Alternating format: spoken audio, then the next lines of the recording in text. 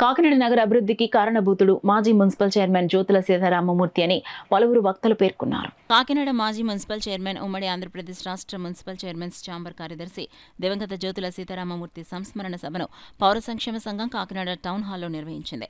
సంస్మరణ సభకు సంఘం కన్వీనర్ సామాజికవేత్త దోసర్లపూడి రమణరాజు వినూత్న రీతిలో పోడియం స్పీకర్గా వ్యవహరించారు. తొలుతగా జ్యోతుల చిత్రపటానికి నగర పెద్దల పూలమాలలు వేసి స్మృత్యాంజలి ఘటించారు. హిందూ, ముస్లిం, క్రైస్తవ, బౌద్ధ, జైన ఆరాధికులు సర్వమత ప్రార్థనలు చేసి జ్యోతుల ఆత్మకు శాంతి కలగాలని 2 నిమిషాల మౌనం పాటించి శ్రద్ధాంజలి ఘటించారు.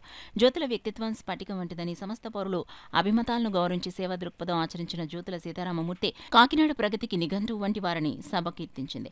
కార్పొరేషన్ కార్యాలయ నూతన భవనానికి ఆయన పేరిట నామకరణం చేసి జ్యోతుల విగ్రహాన్ని నగరంలోని ప్రధాన కూడళ్లలో నూతన ప్రభుత్వం ఏర్పాటు చేయాలని సభా తీర్మానం కోరింది.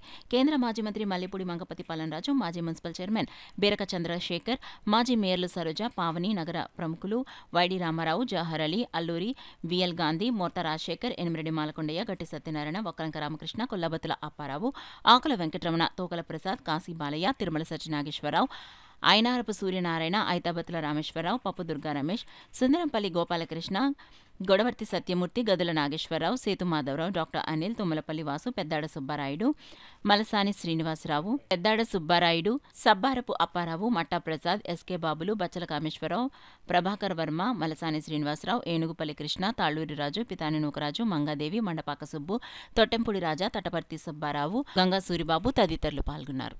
శ్రీ జ్యోతుల సీతారామమూర్తి గారు 10 సంవత్సరాల కాలంలో చేసినటువంటి విశేష సేవలు ఏవైతే ఉన్నాయో వాటన్నిటినీ కూడా గుర్తు చేసుకుని మరి శ్రద్ధాంజలి ఘటించడం జరిగింది.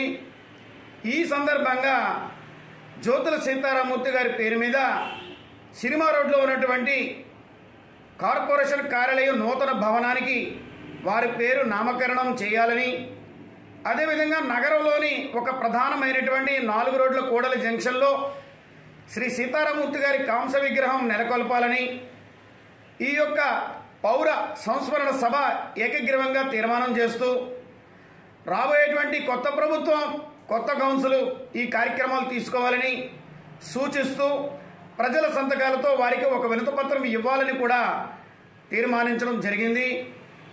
శ్రీ జ్యోతుల సీతారామమూర్తి గారి యొక్క సంస్మరణ సభలో పాల్గొన్నటువంటి వారందరికీ కూడా ప్రత్యేకమైనటువంటి ధన్యవాదాలు.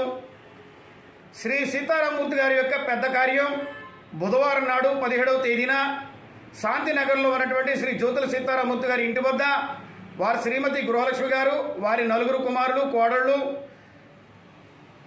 అదేవిధంగా కుమార్తె, అల్లుడు గారు, బంధువులు అందరూ కూడా నిర్వహిస్తూ ఉన్నారు. కాబట్టి అందరూ కూడా కార్యక్రమంలో పాల్గొని ఆయనకు నివాళి ప్రకటించవలసిందిగా పౌర సంక్షేమ సంఘం కోరుతుంది.